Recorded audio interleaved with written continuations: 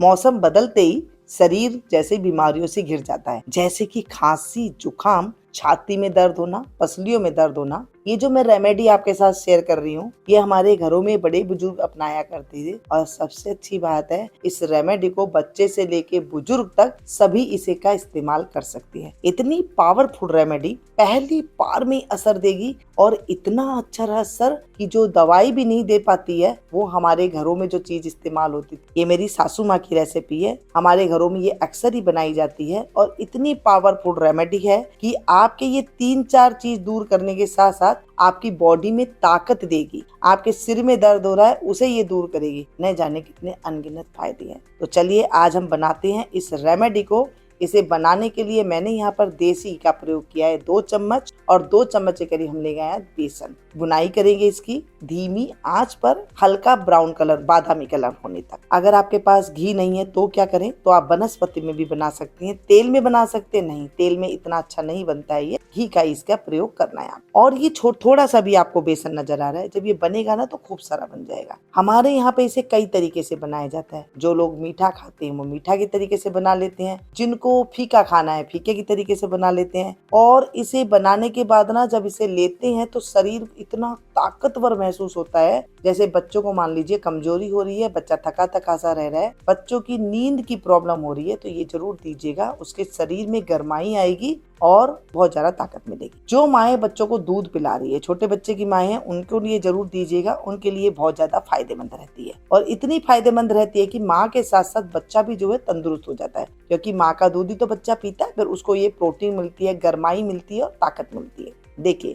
बात करते करते धीमी आंच पर बेसन हमारा हल्का सा बादामी कलर होने लगा है। जब ये हल्का सा बादामी कलर हो तभी इसको आपको जो है तेज तेज चलाना है, नहीं तो नीचे ये लग जाएगा और ज्यादा गहरा कहीं पर हो जाएगा, कहीं पर जो है सफेद हो जाएगा। ये देखिए इस तरह का कलर आ गया है। गैस की फ्लेम को मैंने बंद कर दी है। आप लोग कहाँ कहाँ से देख रहे हैं ये जरूर कमेंट करके बताइएगा। अपनों के पास जरा जरा शेयर कीजिएगा ताकि उनको भी फायदा मिल सके और आपको वो भर भर के दुआ दे सके। आज भी कई घरों में ये बनाई जाती है और इसका रिजल्ट बहुत अच्छा मिलता है। क्या आपके घरों में भी ये बनाई जाती है? तो जरूर कमेंट करके बताइएगा ताकि आजकल के बच्चों को ये पता लग सके और दवाइयाँ जो ज्यादा खाते हैं उनसे वो बच सके, पहली बार में ही फर्क मिल सके। 2 से 3 दिन खाइए और बस इसको हम चलाएंगे। खसखस 1 चम्मच मैंने करीब लिए। खसखस जो हम लड्डुओं में डालते हैं सर्दी के मौसम में, ये वही खसखस है। 1 चम्मच के करीब आपको ले लेना है। जब बेसन अच्छे से भुन जाए तभी इसको आपको जो है डालना है। बस ये भुन रहा है, इसको धीमी धीमी अपने गर्माहट में, कढ़ाई की गर्माहट में।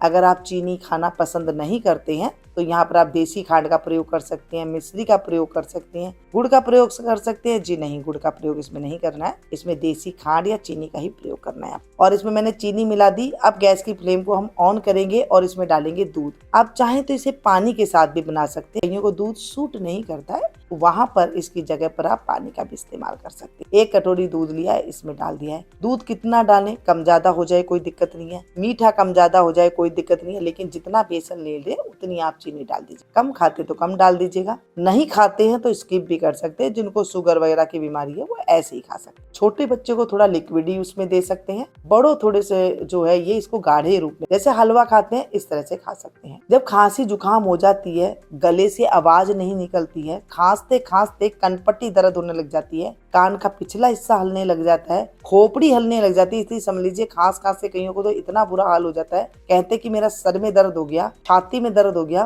पूरी बॉडी थकी थकी सी होकर के। कई बार तो कई बच्चों को देखा है कि वो चक्कर खा के भी गिर जाते हैं, इतनी कमजोरी आती है खांसते खांसते। और अगर आप दवाई लेंगे ना तो काफी गर्म होती है और उसे खाने से काफी नुकसान भी होता है कई बार। तो अब ये घरेलू चीज जब बना करके देते हैं बच्चों को कोई नुकसान नहीं होता, क्योंकि हम लोग बेसन, आटा, चीनी, हलवा वगैरह घर में बनाते ही हैं। तो आप इस तरह से बना करके देंगे तो ये जो है बहुत ज्यादा फायदेमंद रहेगा। लेकिन सबसे बड़ी बात है कि इसे लेना कब है। ये पावरफुल रेमेडी हो चुकी है, आपने देखा ये इतनी बड़ी दवाई बन चुकी है कि अगर आप इसे खा लेते हैं तो जो बड़ी से बड़ी आप गर्म चीजें लेते हैं, गर्म दवाई लेते हैं, खांसी की, जुकाम की, बुखार की, ये तीनों का मिश्रण वाली दवाई बन गई। कभी आपके हल्का फुल्का शरीर में बुखार हो ना तो भी इसे लेकर के देखिएगा, आपको बहुत ज्यादा फायदे मिलेगा। ये 2 लोगों के लिए मैंने बनाया है और अगर आप 1-1 चम्मच खाना चाहते हैं, छोटे बच्चे के लिए बना रहे हैं तो सिर्फ 1 चम्मच बेसन से इसे बना सकते। रात को जब सोते हैं, जब सारा काम आपने पानी वगैरह सब सब पी लिया, तब आपको इसको गरम गरम 1 चम्मच इसको खा लेना है इस तरह से। और ऊपर से चाहे तो दूध ले ले या फिर ऐसे ही खा करके सो जाइए, जैसे आपको अच्छा लगे वैसे कर सकते हैं। उसके बाद पानी नहीं पीना है, कोई और चीज खानी पीनी नहीं है और ना ही कुछ करना है, बस इसे लेने के बाद सीधा आपको सो जाना है। आप सुबह देखेंगे आपकी 50% खांसी, जुकाम, बुखार, नजला,